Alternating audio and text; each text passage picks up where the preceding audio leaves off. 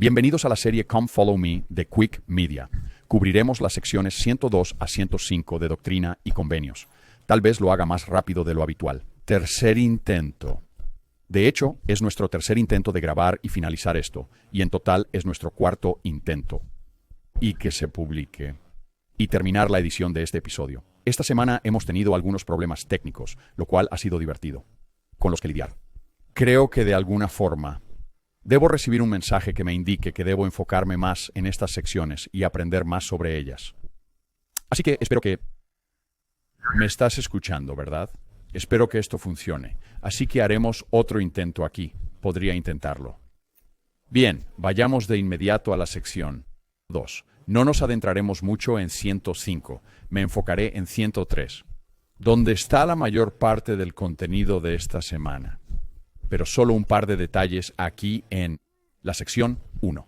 Primero, todo. Si miramos la sección 1, vemos que esto es sobre el Consejo de los Ancianos, ¿verdad? Se está formando el Consejo de los Ancianos. Este es el Consejo General. Aún no estamos bajando a las estacas.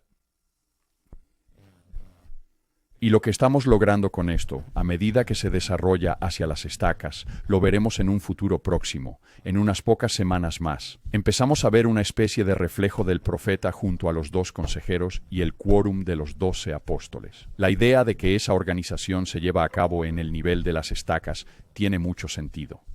Cuando pensamos en el núcleo de dónde estaría el profeta o qué representa su ubicación sería el templo. Y los consejeros y los apóstoles, ¿verdad? El centro es el templo. Ese es el lugar al que todos deben ir. Y por supuesto, ahí es donde se reúnen. Se reúnen semanalmente. Y así, cuando pensamos en las estacas, ¿verdad? Las estacas son las que clavarías en el suelo con la cuerda que iría al tabernáculo, que Moisés construyó antes del templo. Las estacas están conectadas al tabernáculo, el templo, y eso representa el sacerdocio de Melquisedec, aunque hay funciones del sacerdocio arónico que se llevan a cabo allí. Si tienes la plenitud del Evangelio, es un símbolo del sacerdocio de Melquisedec. La estaca es un sacerdocio de Melquisedec. Organización, unidad. Las unidades son una organización del sacerdocio arónico. El llamado, el cargo de un obispo, corresponde al sacerdocio arónico. No es un cargo del sacerdocio de Melquisedec. Casi todos los obispos son sumos sacerdotes. Prácticamente todos son sumos sacerdotes, ya que necesitas ser uno para hacer ciertas cosas. Ahora, si eres un descendiente directo de Aarón, puedes tener un obispo automáticamente y no necesitas consejeros, lo cual es interesante. Pero empezamos en la sección 102. Con políticas y procedimientos sobre convertirse en un desarrollar un consejo de sumos sacerdotes. Y ya sabes, no vamos a profundizar mucho en esto. Hay un poco de detalles aquí. Hay algunos datos interesantes. Pero en nuestro cuarto intento aquí, no vamos a abordar todo esto.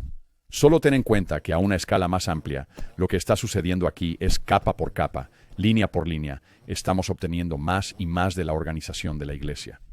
Esto se observa en el Antiguo Testamento, especialmente en Levítico, donde se detalla el tamaño y los materiales que se usarán para el tabernáculo y luego para el templo. En Génesis se observa el arte y esta precisión que se expone a través de la revelación a los profetas. Además, se presentan todos los rituales y ordenanzas que se encuentran, como en Levítico. Lo vemos aquí en la Doctrina y Convenios, pero no tanto en el Libro de Mormón. Porque probablemente tienen las planchas de bronce, primero que nada, ¿verdad? Ellos pueden usar Levítico de las planchas de bronce y otras secciones de estas, pero probablemente también reciben más información sobre cómo organizar las cosas.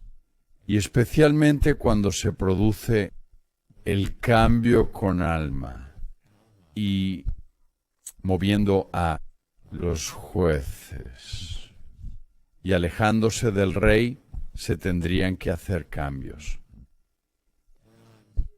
Pero no vemos nada de eso. Y es porque Mormón recoge el resumen de todas esas planchas de cerca de 1000 años. Él lo simplifica a lo espiritual y a lo que será importante para la gente hoy. No vemos todos esos detalles, lo que es un alivio, ¿no? No nos enredamos en lo trivial.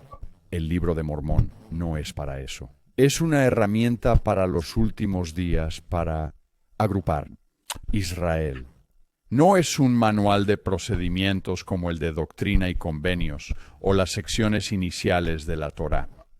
Así que ves aquí detalles sobre cómo manejar un consejo alto. Solo hay un par de cosas que quiero mencionar.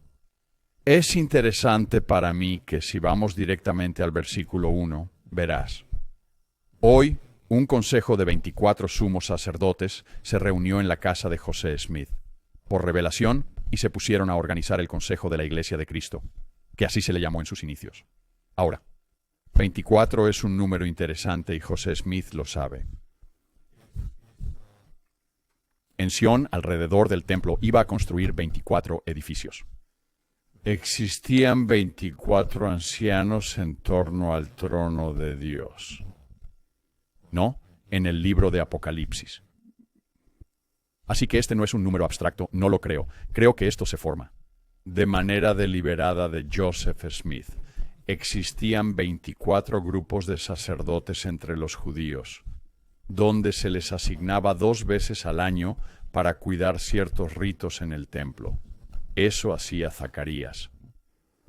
Esa semana le asignaron para cuidar de los ritos del templo y allí estaba en el altar del incienso, que es parte del sacerdocio arónico. Objeto. Correcto y función, un rito. Él está allí con el sacerdocio arónico, y allí es donde Gabriel lo encuentra. Y le habla sobre su hijo que va a nacer aquí, Juan el Bautista, el ícono del sacerdocio arónico. Pero pertenecía a uno de los 24 grupos y una vez en su vida, un sacerdote puede ser asignado de ese grupo. Y esa fue la única vez que Zacarías iba a ser asignado allí para cuidar de estos ritos en el templo. Hay más que se relaciona con ese número que ya he cubierto. Pero eso es todo lo que cubro en la sección 102. Ahora vamos a la sección 103 y aquí vemos más sobre la persecución. ¿Verdad? Se está poniendo muy mal en el condado de Jackson. Ha sido difícil en Kirtland. Están Parley P. Pratt y Lyman White. Han venido de Missouri a Kirtland y comparten lo que ocurre entre los santos de Jackson. Es horrible. Sabemos que es terrible lo que pasa. Hay al menos una persona que ha muerto. Han pasado muchas cosas. Los han sacado de sus hogares. Se les ha quitado su propiedad. Han sido amenazados, persecución y muchas otras cosas bastante malas han sucedido, como el alquitrán y las plumas y... peor que eso. Me gusta cómo se introduce aquí en el versículo 1 con «En verdad os digo, amigos míos». No estoy seguro sobre esto. Tengo que estudiar un poco más, pero me parece que cuando el Señor menciona a mis amigos es un título. No se refiere solo a ello como una palabra que podríamos usar. ¿Quién es el amigo de Dios? Es Abraham. ¿Y qué representa Abraham? Él está vinculado con el nuevo y eterno convenio. Se relaciona con o al menos con los pactos. Por lo tanto, creo que cuando ves mis amigos aquí, estás hablando de los que están en el pacto. Esa es mi suposición. Puede que esté equivocado, pero es algo que vale la pena investigar más. Me parece que utiliza este título cuando se refiere a aquellos que tal vez están conectados con él de alguna manera. Es similar a Jeremías hablando del nuevo pacto y poseyendo la ley escrita en las tablas carnosas de tu corazón y no solo grabada en piedra. Y que Él te reconocerá y tú lo reconocerás. Es un poco así y se basa en pactos. Y así ese título me parece como un título de pacto entre Él y nosotros. En el verso 2. Movido y golpeado por las manos de mis enemigos, refiriéndome a los de Jackson County, a quienes derramaré mi ira sin medida en mi tiempo. Me parece muy interesante. Nuevamente, empiezo a mencionar esto más porque lo veo más en la iglesia. y donde nos estamos enfocando cada vez más en esto, no en los hermanos, hablo de cultura. Parece que nos enfocamos cada vez más en esta idea de un Jesús de peluche, ¿cierto? Donde la gracia es constante, la sanación es continua y culturalmente no debemos descuidarnos. Creo que esta es solo mi opinión. Me parece que perdemos un poco de esta idea de que no, hay justicia, hay un juicio basado en nuestras elecciones. ¿Y el Señor tiene enemigos? Por supuesto que los tiene, aunque los ame o al menos desee su bienestar, y que está dispuesto a sacrificar todo lo que hizo por todos. Hay enemigos para Él, y esos enemigos son los que luchan contra su reino. Esos enemigos son los que pelean contra su iglesia y su plan, y lo que Él busca lograr. A veces escuchamos estas palabras y pensamos, oh, no necesitamos ver tanto a un Dios severo, no necesitamos ver a un Dios severo, pero sí debemos mirar la verdad, hay consecuencias. Y tiene enemigos. Está bien. Eso no quiere decir que no se puedan cambiar esos corazones. Vivimos en un mundo moderno donde cada vez nos ofendemos más por palabras e ideas. Creo que a veces es peligroso. Lo entendemos en el versículo 6 otra vez. He aquí, prevalecerán, porque yo lo he decretado. Empezarán a vencer a mis enemigos desde ahora. Tenemos enemigos nuevamente, pero de lo que él habla aquí es que los santos en el condado de Jackson comenzarán a prevalecer en esta misma hora. Contra esos enemigos que pelean contra ellos. ¿Esto realmente pasa? No muy bien. ¿Y por qué no ocurre eso? Porque existen condiciones que se aplican a todas estas profecías o decretos que el Señor da. Y nuevamente, ¿qué elegimos como comunidad? ¿Qué elegimos como personas individuales? ¿Qué sacrificamos? ¿Qué nos estamos convirtiendo? De eso se trata todo. No queremos perder de vista eso. No es solo acerca de lo que recibimos, en términos de la gracia y la amor de Dios, que es fundamental. Claro, es muy importante. Pero, ¿por qué? ¿Por qué?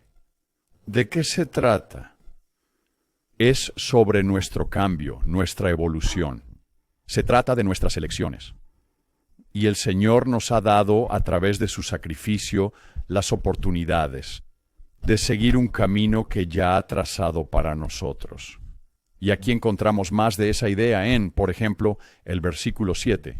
Y al escuchar todas las palabras que yo, el Señor, su Dios, les diré.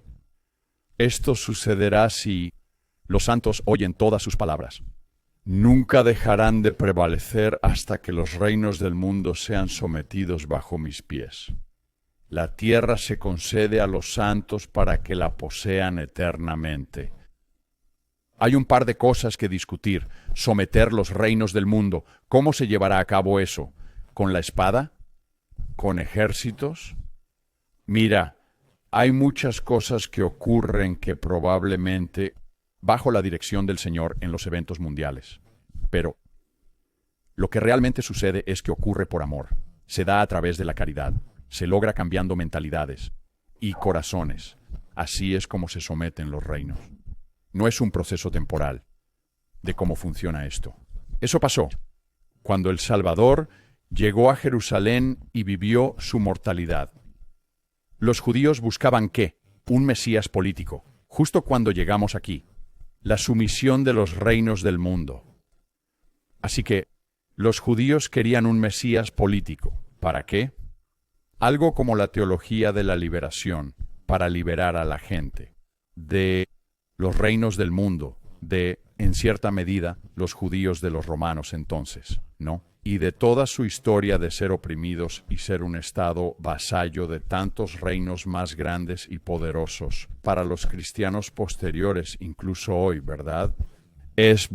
Podemos ver a Cristo un poco más como un Mesías político porque estaba allí para derrocar romanos y la élite judía, que ayudaron a que lo mataran. Y su resurrección es el triunfo sobre esos dos reinos mundanos. Eso es un problema, y es la dirección que estamos tomando en el cristianismo actual. Lo veo a menudo, hablo con varios de esos algunos en la Iglesia de Inglaterra, en la Convención de los Bautistas del Sur. Esto es un problema. Estamos avanzando hacia eso.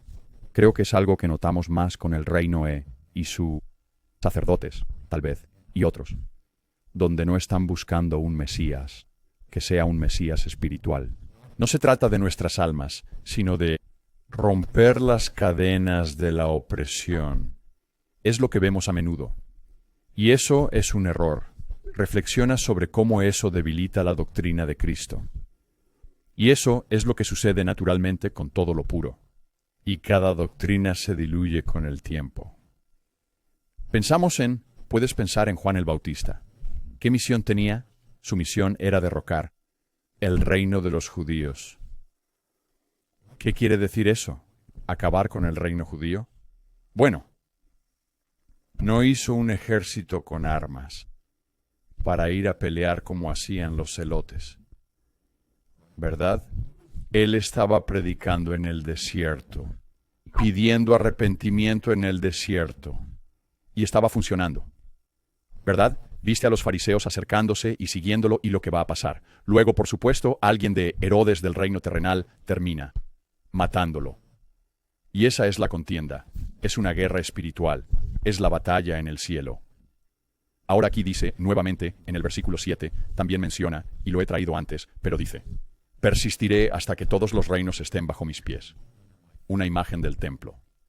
Lo que se hacía en el palacio o en el templo es que habría un trono, y abajo tendrías el reposapiés, y eso se ve a menudo en las Escrituras, donde con los israelitas el reposapiés es la tierra y Dios está sentado en el trono. Sus pies están sobre el reposapiés, sobre la tierra. Y eso significa que Él es soberano sobre la tierra. La tierra está debajo de Él. Una jerarquía, ¿no? Bueno, probablemente el arca de la alianza, que se relacionó con los judíos y originalmente era el trono.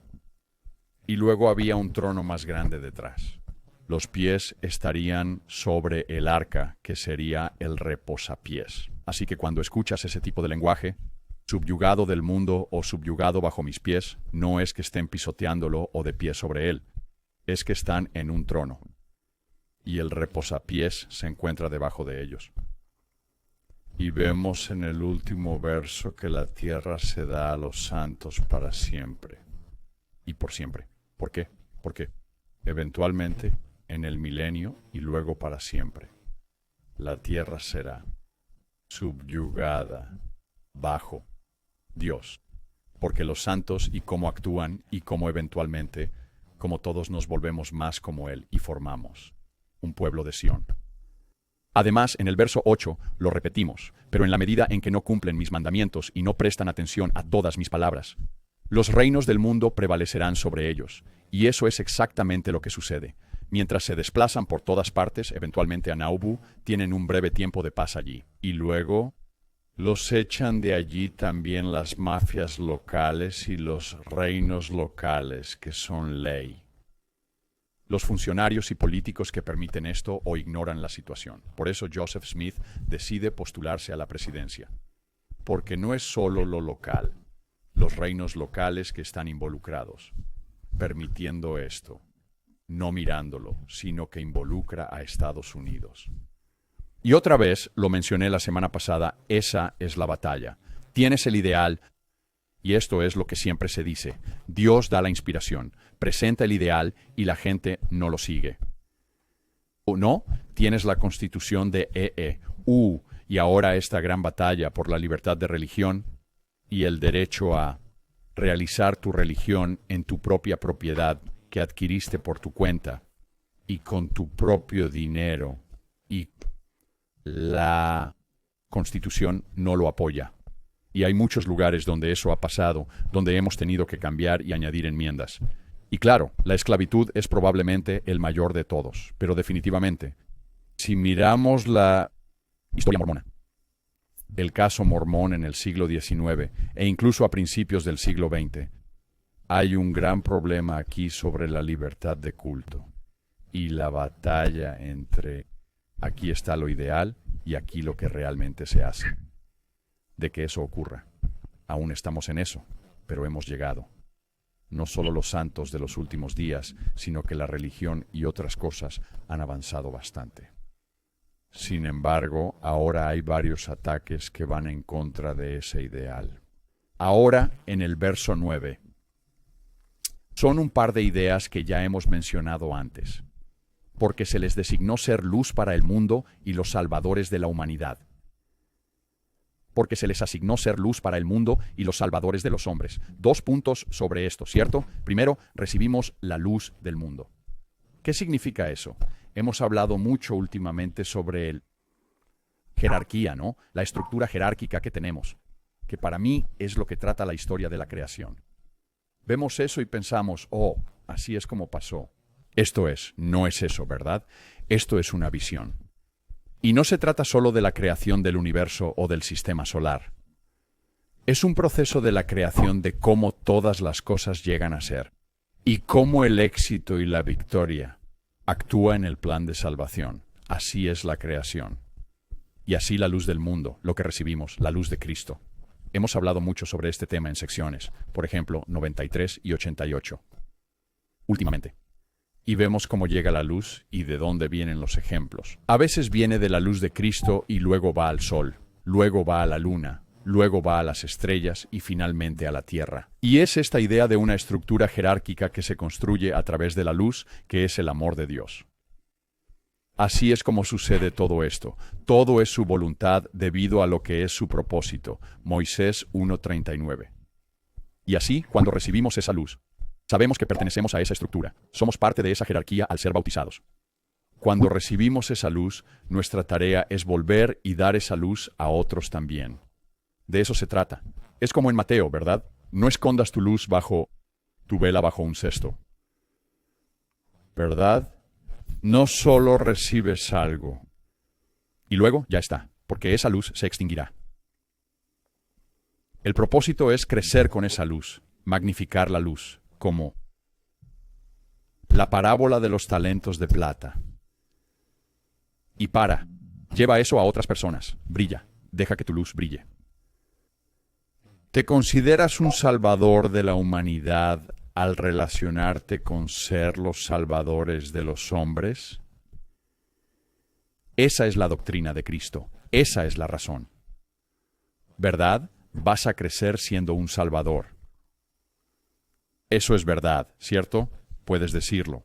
Eres y deberías ser un salvador. No eres el salvador. Pero la idea es que tú seas un salvador de la humanidad. Acepta la luz, vuelve y expande eso a otros para ayudar, con tu caridad, sacrificio y fe.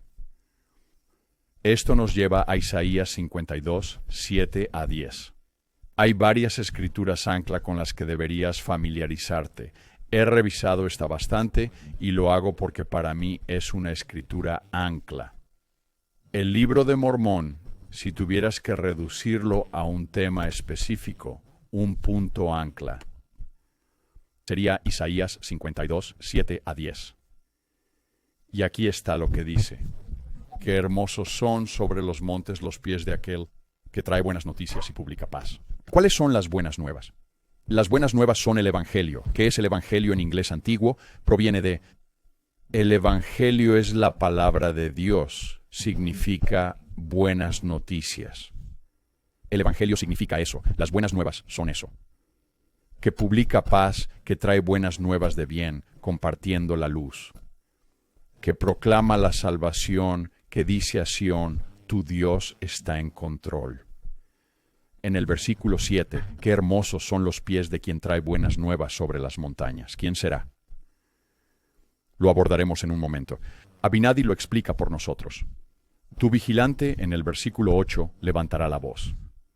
Con una voz juntos cantarán, pues verán cara a cara cuando el Señor traiga de nuevo a Sión. ¿De qué estamos hablando en el condado de Jackson? Así es, se refiere específicamente al regreso de Sión. En el versículo 9, alegraos, cantad juntos, oh tierras desoladas de Jerusalén, porque el Señor ha consolado a su pueblo. Él redimió a Jerusalén. Esto no se trata de una redención política, ¿cierto? Él está reclamando nuestra alma, ¿verdad? En cierto sentido. Somos su pueblo. Nos reclama individualmente. Él reclama a su pueblo. Y luego el versículo 10. El Señor ha descubierto su santo brazo ante los ojos de todas las naciones, y todos los confines de la tierra verán la salvación de nuestro Dios. ¿Verdad? Se trata de la salvación. Se trata de la salvación espiritual.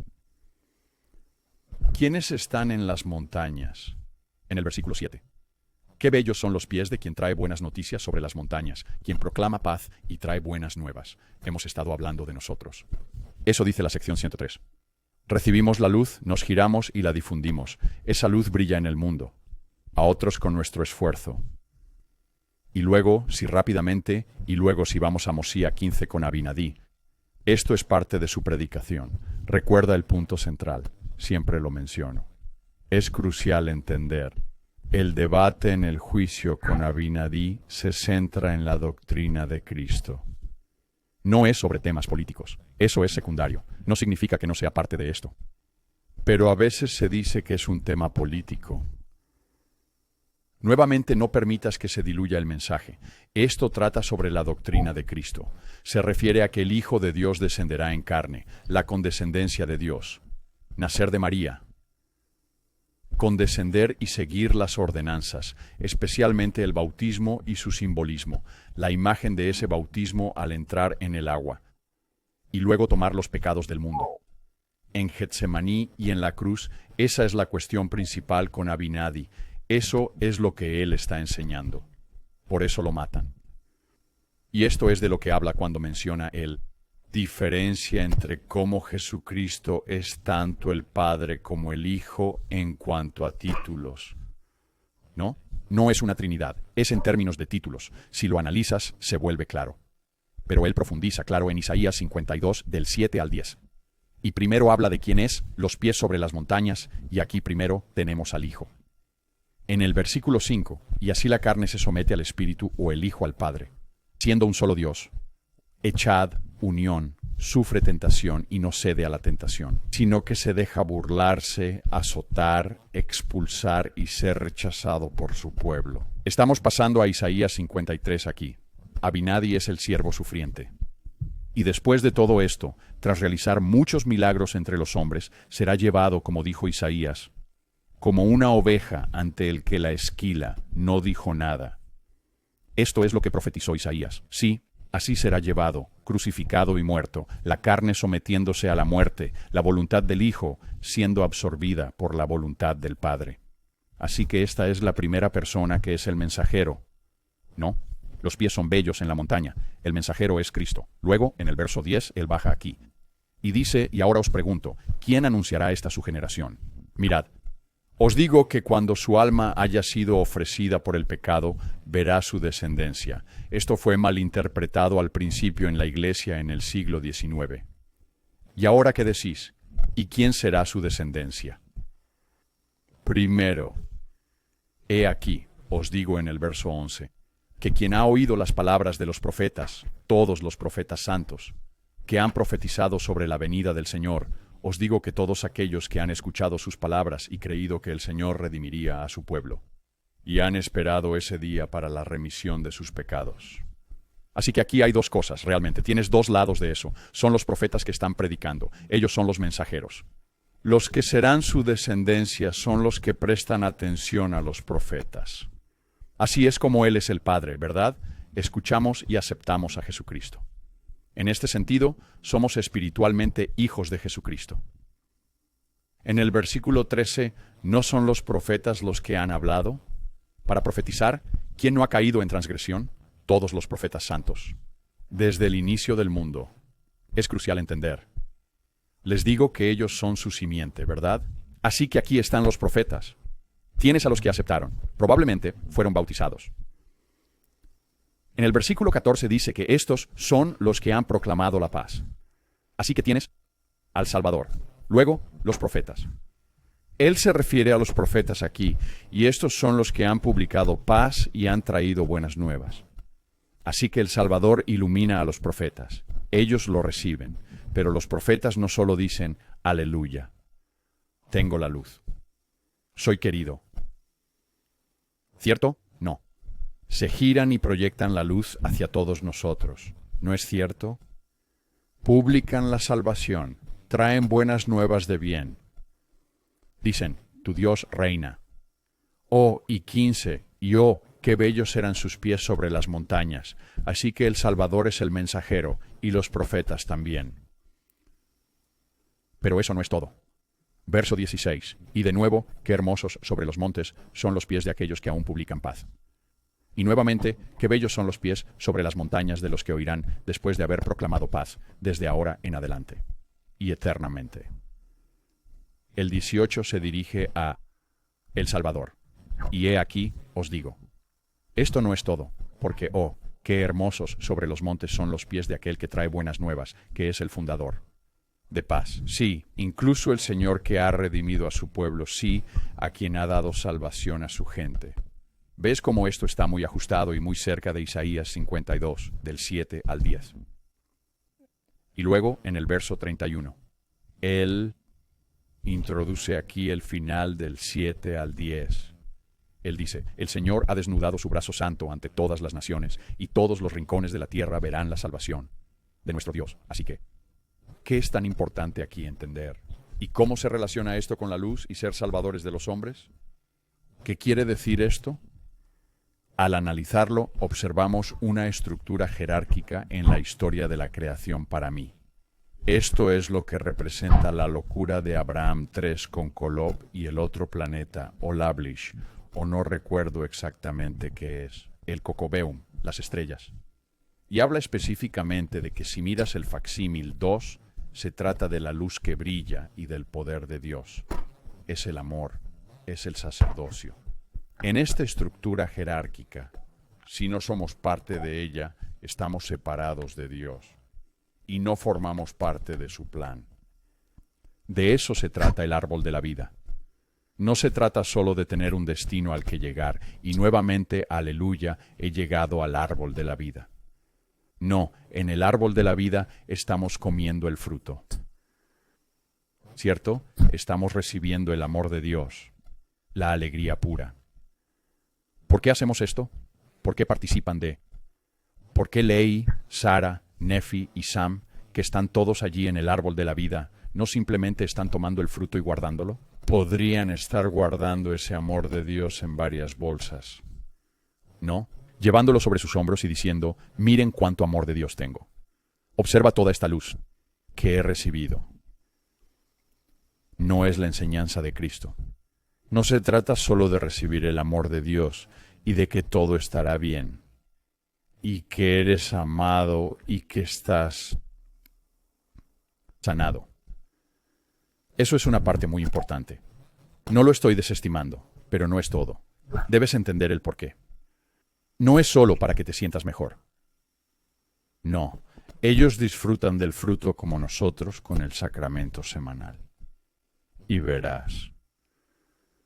Los símbolos del sacramento reflejan el amor y el sacrificio de Dios. Que se pagó. No, el precio que se pagó. Por todos nosotros, donde se nos dio. El amor de Dios se nos da. Así que cuando discutimos esta serie sobre ven, sígueme, solo escuchamos sus palabras de manera secundaria. Es solo secundario que intentamos entender sus parábolas. Eso es muy relevante. Pero ven y sígueme, creo. Significa hacer lo que Él hizo. Es servicio a los demás. Y lo más importante es lo que Él hizo en Getsemaní y en la cruz. Él se hizo menos que todos. Él se fue a la muerte. ¿No? Para ser el más grande, ¿no? El menor entre ustedes es el mayor. Eso es lo que significa. Y debemos hacer lo mismo. Eso es lo que somos. Tomando el sacramento. Esa es la renovación de nuestro pacto de bautismo, que en Mosía vemos a Alma en las aguas de Mormón. El pacto que están haciendo es que asumirán las cargas de los demás. Eso es lo que Cristo hizo en Getsemaní. No tenemos diáconos con bandejas, con recortes de palabras impresas que nos dan las parábolas, palabras de Cristo para su lectura. ¿Verdad? Que el pacto es ser como Él, recordar lo que hizo por nosotros y dar la vuelta y dar esa luz con otros. Así es como nos hacemos como Él. Y podemos ver cómo eso funciona con esa estructura jerárquica. No se detiene en un solo lugar, nunca puede detenerse. Es preciso girar. Somos parte de la jerarquía al enseñar a Cristo. Nosotros estamos comprometidos en el objetivo de Dios. Regresando a la sección 103. Vemos aquí en el versículo 10.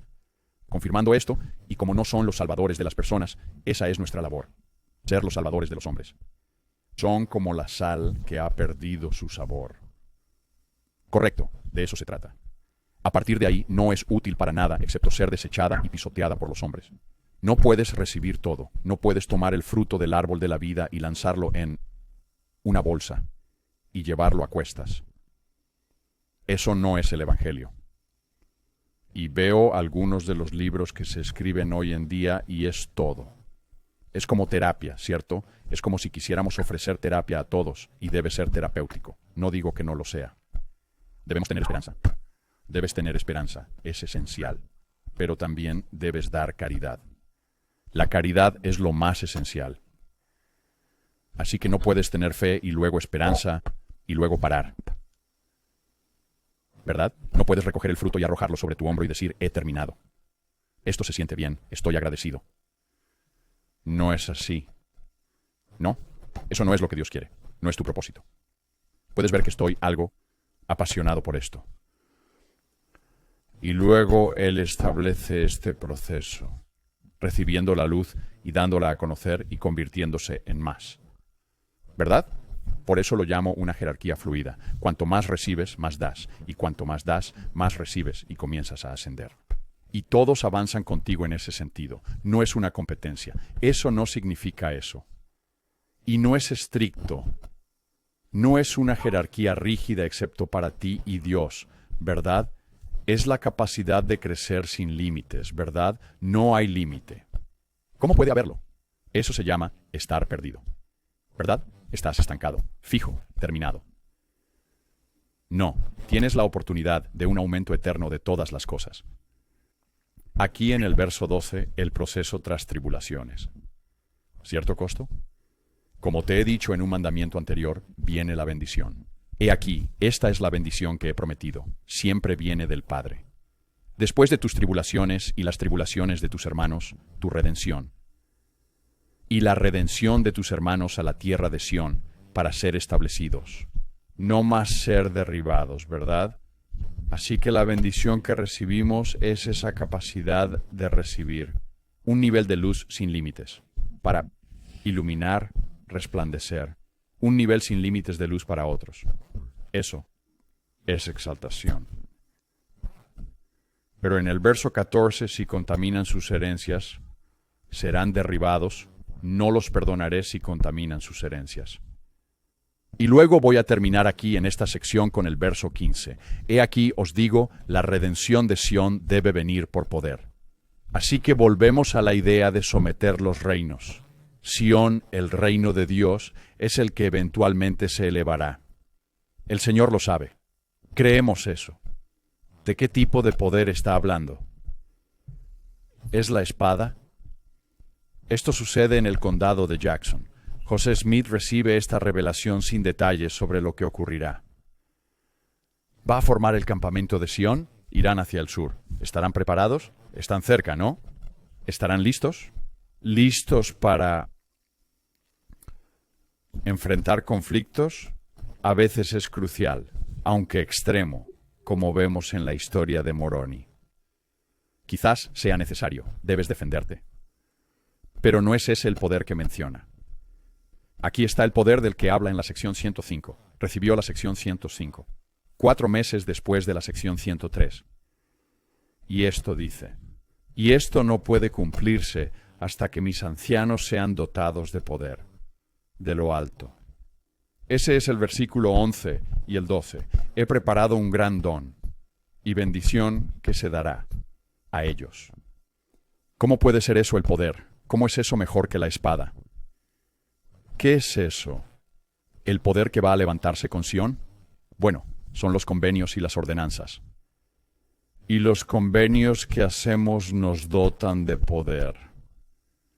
El poder para crecer, el poder para recibir más luz, el poder para dar más luz. Los convenios nos dan fuerza para actuar, a hacer lo correcto. Y eso hace una gran diferencia. Esa luz crece. Toma tiempo, creo. Algo así, como empujar una piedra colina arriba y luego dejarla caer por el otro lado. Como la interpretación de Daniel, el sueño de Nabucodonosor.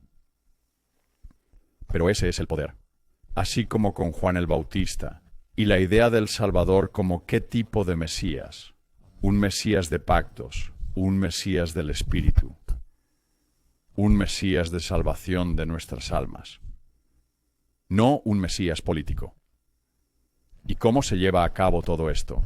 Por supuesto, proviene del sacrificio expiatorio de Jesús. Al asumir su nombre, Jesucristo, que significa el Salvador ungido, eso es lo que representa ese título. En hebreo, el ungido Salvador. Debemos también ser salvadores de hombres, compartir nuestra luz.